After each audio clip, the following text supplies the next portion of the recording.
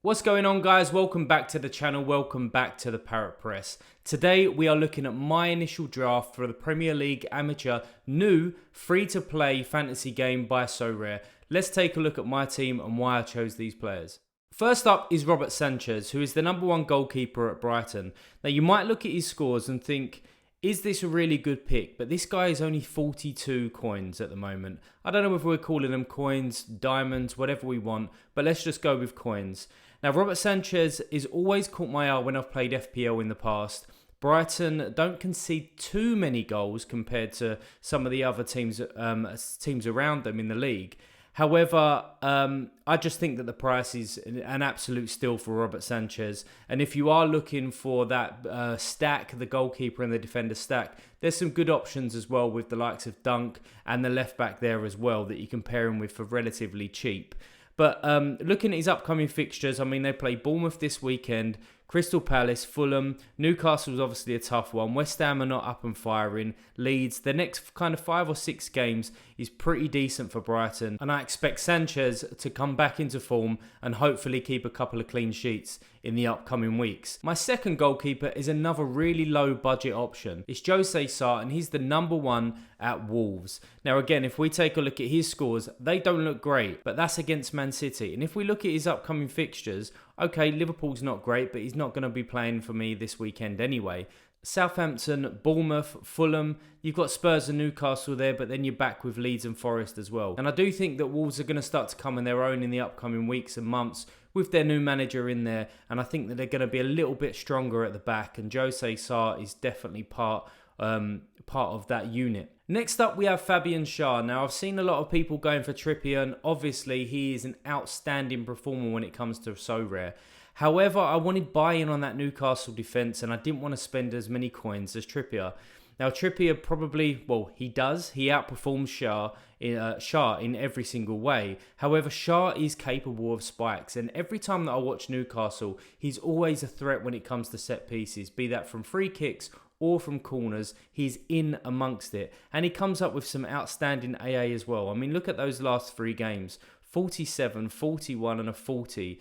Just from AA. Now, 10 points of that is keeping the clean sheet, but that's what you want from a defender. You want that extra 10 points added on to their AA score. And if he throws in an assist or a goal there, well, we're back at 100 as he was here against Nottingham Forest. Now, looking at their upcoming fixtures as well, we've got West Ham upcoming, we've got Bournemouth, Liverpool. They won't be too scared of Liverpool anymore, let me tell you that. And then they've got Brighton, City, Wolves, Forest. It's a pretty good run for them as well for Newcastle. And they are right up for the charge at the moment. They are right up for every single game. And him alongside Botman at the back have been very, very solid with obviously Nick Pope in goal. The next player is Reece James, and Reece James does not need an introduction. If we look at his scores here, he's scored plenty of hundreds, up there in the 90s, the high 70s as well. He's an absolute machine when it comes to both AA and from decisives as well. He takes some of their set pieces, and when he's back, he's going to make that slot his own and will 100% be playing most of the games for Chelsea. In upcoming weeks, again, we're taking a look at some of the fixtures here. We've got the likes of Fulham, West Ham, Southampton, Spurs, which obviously will be a bit of a battle, but then we're back with Leeds, Leicester, Everton, Villa, Wolves, Brighton. They're really, really good run for Reece James, and if he can get back to peak fitness, he's going to be such a powerful asset to have in your team for only 40 coins as well. The next player, again, no introduction needed for this guy. This guy is such a good player. I love watching him. He's just a really key pivotal person when Man City are up and running and they're firing. And if we look at those scores, just wow.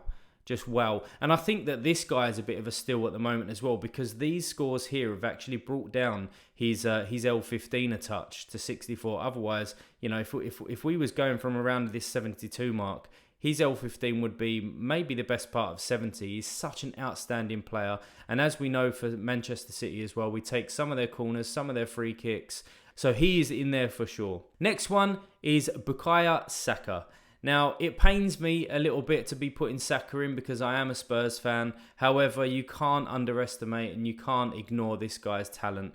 Looking at his scores here, he can score regularly in the 80s. He has decent-ish AA for a midfielder, but what he does come with is plenty of decisives, and he takes their corners, he takes their penalties as well. They've got a really good run. They're flying in the Premier League. Let's not talk about him too much. Let's move on to the next one, which is Marcus Rashford.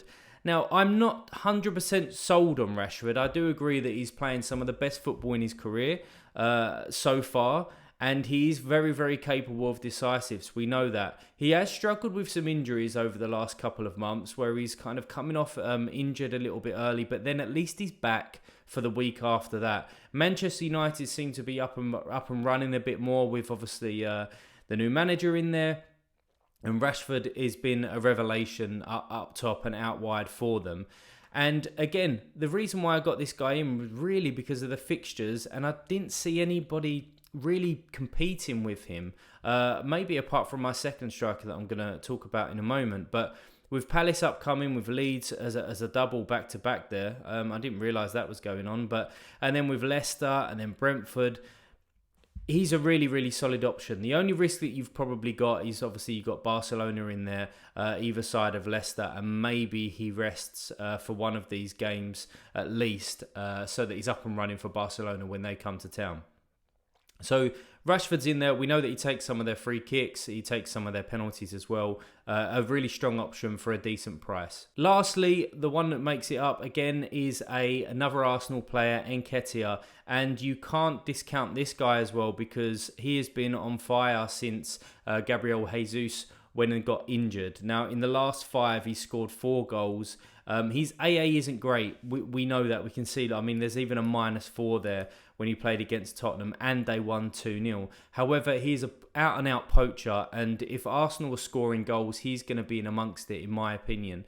Again, coming back to that run, like I said, with Saka, Everton, Brentford, you got Villa in there, Leicester, Bournemouth. It's a good run for them. And again, they're up and running. They're flying in the league. And you can't discount this guy. So let's go back and take a look at how we actually line up. We've got Sanchez, Brighton versus Bournemouth. We've got Shah, Newcastle versus West Ham. We've got the 2 midfielders, the kind of premium picks, so to speak, in being Kevin De Bruyne and Saka as my extra. Let's pop him in there. And then as my forward, we've got Rashford.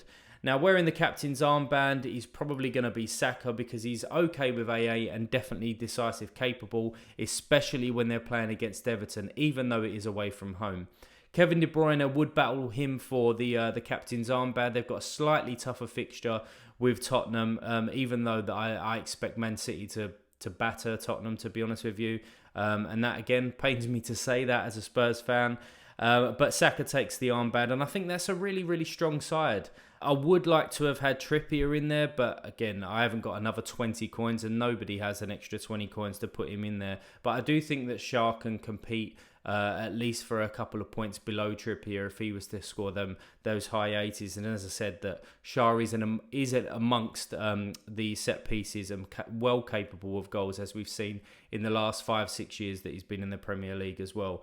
So let's confirm that in. Let's get it locked in. And there we are. We are ready to go for this weekend. Drop a comment down below, guys, if you agree with any of my picks, disagree. Who else are you considering? I'm probably going to be doing another video later on this week, so hit that subscribe button because I'm going to be talking about some of the players that I didn't choose who are very, very close to getting in the side, and to see if there's any changes before the deadline. Hit that subscribe button, hit that like button, drop a comment down below, and as always, I will see you in the future.